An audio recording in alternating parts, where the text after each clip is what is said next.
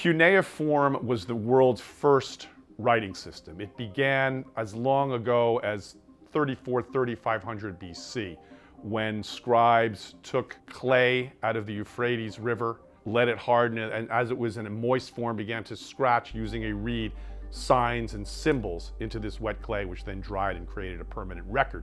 The earliest writing was actually proto-writing, with list of goods, list of payments to temple workers, to palace workers. That gradually evolved into essentially a written reproduction of human language that enabled people to have a permanent record of what they said to each other, a record of the world around them. The decipherment of cuneiform was a meticulous, long, step-by-step process. And the way it worked essentially was decipherers noticed that every inscription in Iraq and Persia contained 3 different cuneiform languages.